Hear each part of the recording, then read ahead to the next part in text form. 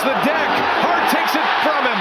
Shot clock is off. DiVincenzo, no. Hartenstein with an offensive rebound. Another chance here. DiVincenzo.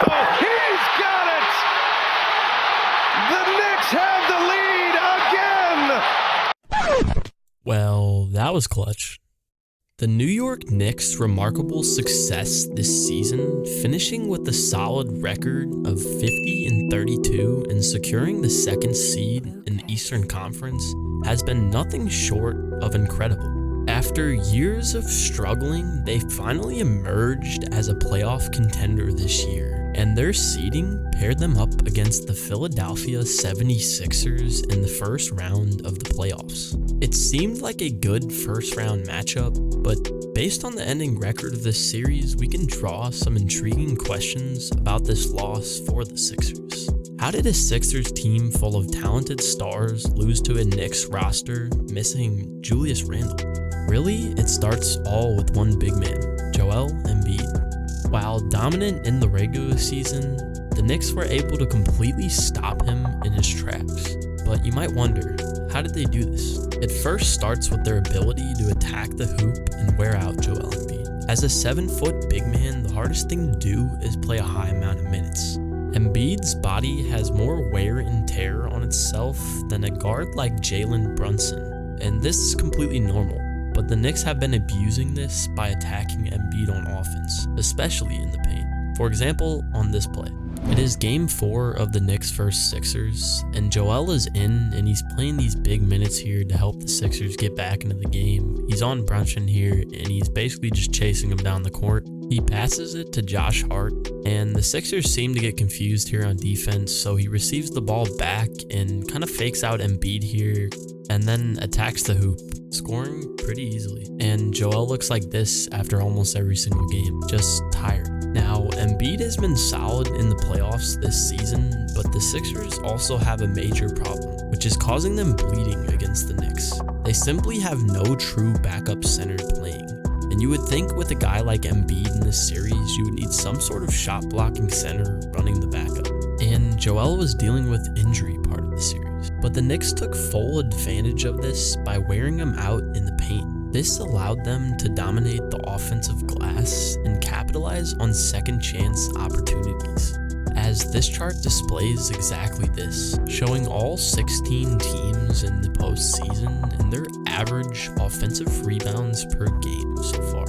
At the bottom, you have some teams that struggle on the offensive glass, with the Heat and the Lakers. Towards the middle are the Celtics and the Clippers. And at the top are the teams that show great rebounding, with the Pelicans and the Timberwolves. And here are where the Knicks rank. At the number 2 spot with an offensive rebound average of 13.4. This is surprising because the Knicks don't seem to be that type of team. The Knicks tended to get most of these offensive rebounds on a tired Embiid or when he's out of the game. But this sparked second chance opportunities, which largely helped their winning chances. As 4 of 7 players this postseason with the most points scored on them from opponents are the Sixers players. This showcases the Knicks' dominance on the glass, but it doesn't even stop there. The Knicks' clutch ability showcased in games 1, 2, 4, and 6 really got them over the edge, as players like Donte DiVincenzo come alive in the fourth quarter especially. In game 2, the Knicks came in clutch in the fourth quarter here.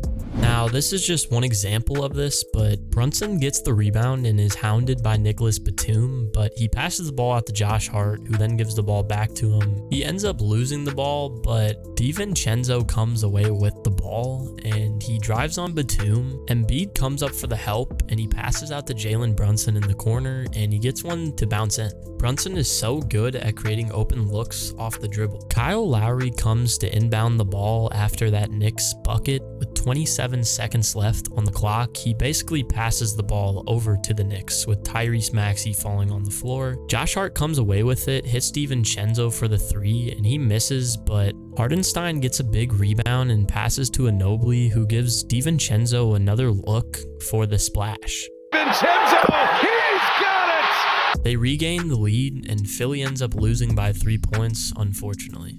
The Knicks' clutch ability is huge when it comes down to the wire. However, what truly set the Knicks apart was their suffocating defense, particularly in Game 4 in the fourth quarter.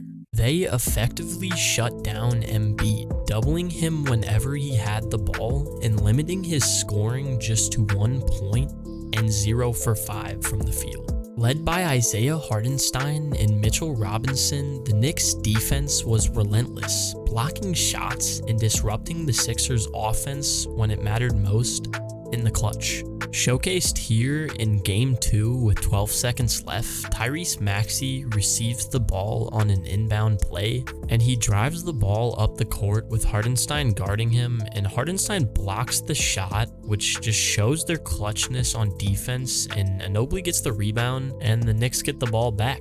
Now, this team has cracked down on defense and stopped Embiid, but one man is dominating on the other end of the floor. Jalen Brunson has been the backbone of this Knicks team this season, carrying them to a second seed with an injured roster throughout the season. And crazy enough, he hasn't stopped his tear in the playoffs, showcasing his unguardable playstyle here. It is game number 4 of the Sixers vs Knicks in the playoffs, and it is the second quarter, and Jalen Brunson ends up receiving the ball on the play here off of a screen. He drives left and then right with Embiid hedging, and his change of pace makes him so hard to guard. On the next Knicks play, Brunson has the ball towards the right-hand corner, and Oubre is guarding him. He cuts right and scores on this layup, making him seem unguardable. It's amazing. After the Game 6 win to close out the series, he became the first player since LeBron James and Michael Jordan to record 4 consecutive 35-point and 5-assist playoff games. Brunson has been elite, especially his playmaking ability, and this graph shows it, showcasing all NBA players this postseason and their assist percentage. This just shows how much they pass through their teammates. At the bottom, you will see Cat, Aaron Gordon, and Anthony Davis. Towards the middle, you will see Bradley Beal and Kyrie Irving. And at the top, you have the best passers in Luka and Jokic.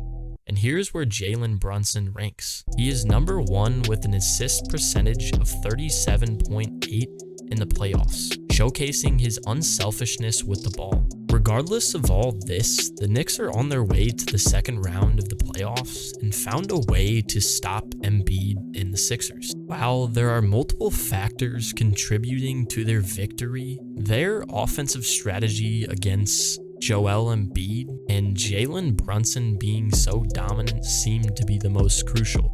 But what do you guys think was the most important factor in stopping them? And what do the chances look like for the Knicks in the playoffs, missing a key star and Randall? Thank you so much for watching though. Subscribing would mean the world to me, and I genuinely appreciate all the love. God bless.